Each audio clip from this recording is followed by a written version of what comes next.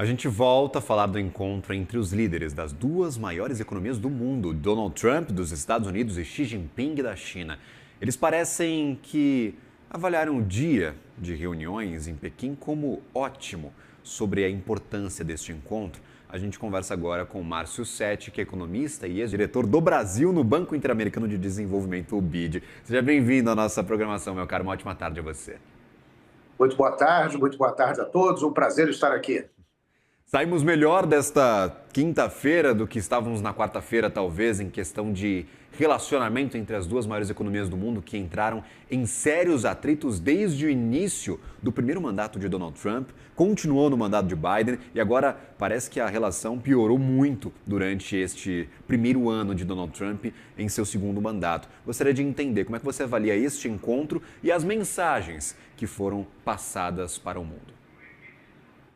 Esse é um segundo encontro que acontece de forma presencial entre o presidente Trump e o presidente Xi Jinping, no sentido de melhorar o relacionamento entre os dois países por conta de desentendimentos anteriores, como, por exemplo, a guerra tarifária que se instalou e que atualmente sobre a qual vige um pacto, um acordo que foi feito em outubro do ano passado para melhorar as condições em relação aos dois países, melhorar as condições de comércio em relação aos dois países que havia se deteriorado em função do tarifaço norte-americano.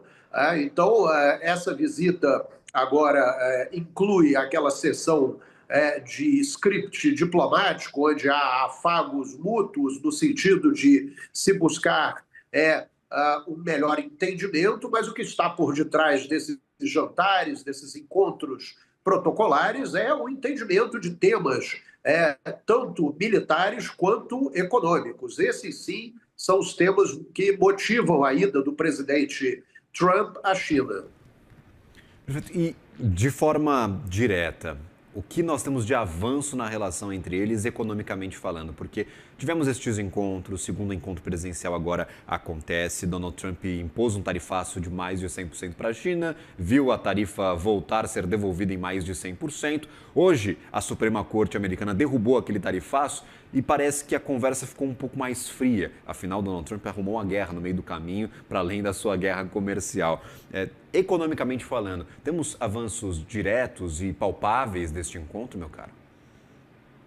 O principal avanço que pode derivar desse encontro é a prorrogação do acordo que foi feito em outubro de 2025, no sentido de melhorar o entendimento comercial entre os dois países, que permitia que a China voltasse, após uma solicitação norte-americana, que a China voltasse a fornecer terras raras para os Estados Unidos, o interesse tanto industrial quanto de defesa militar, mas também que a China voltasse a comprar soja norte-americana e outros produtos norte-americanos. Durante algum tempo, em 2025, a China suspendeu as compras de soja norte-americana, prejudicando o produtor rural dos Estados Unidos, que teve que lidar não somente com uma safra que não foi vendida, mas também com uma safra que precisava ser estocada.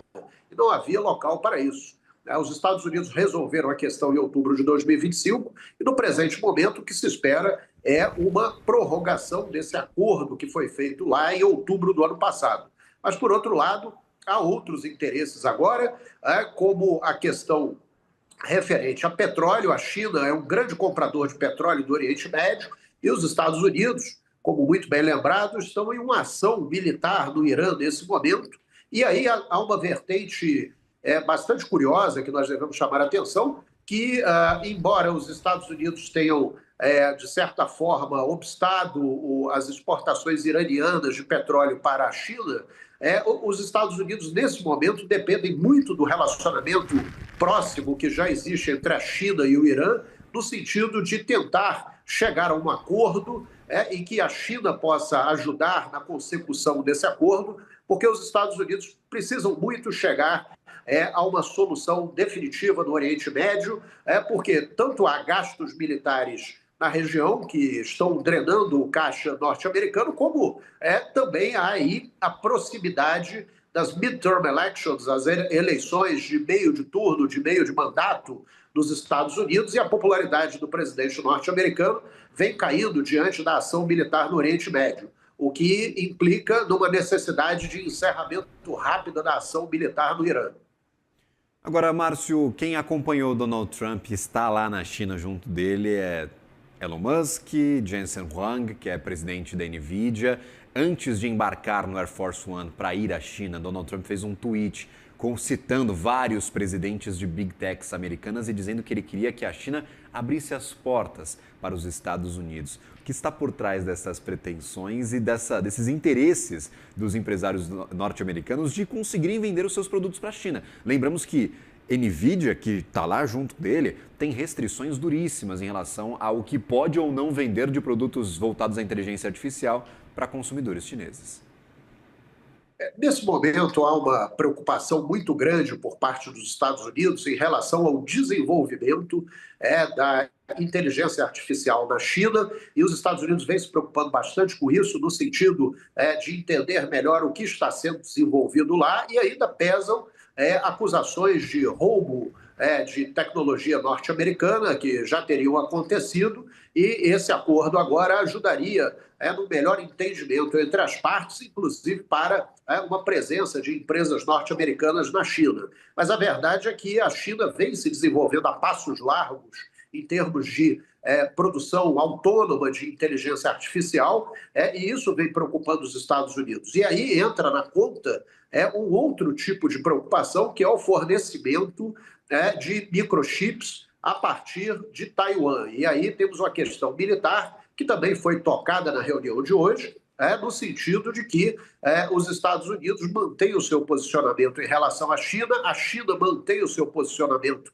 em relação aos Estados Unidos no que diz respeito a Taiwan, mas mantém-se ali um equilíbrio entre as partes, de formas que Taiwan consiga continuar manter-se independente, pelo menos por hora, porque para os Estados Unidos o fornecimento de microprocessadores é algo extremamente relevante, assim como o fornecimento de terras raras também é extremamente relevante para os Estados Unidos. Então, há um jogo militar comercial entre os atores e que precisa ser muito bem cuidado. Por isso, essa visita do presidente Trump à China no sentido de melhorar as relações para que haja um equilíbrio mais duradouro entre as partes e que a China continue também fazendo compras de produtos norte-americanos, como produtos do agronegócio, que poderiam melhorar o perfil do humor do eleitor norte-americano em relação às eleições de meio de caminho que se aproximam nos Estados Unidos.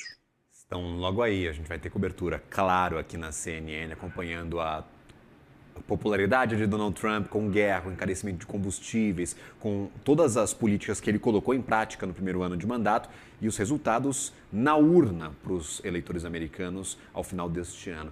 Conversamos com Márcio Setti, economista e ex-diretor do Brasil no Banco Interamericano de Desenvolvimento. Meu caro, obrigado pela participação, uma ótima tarde a você e até uma próxima. Muito obrigado, uma ótima tarde a todos. Valeu.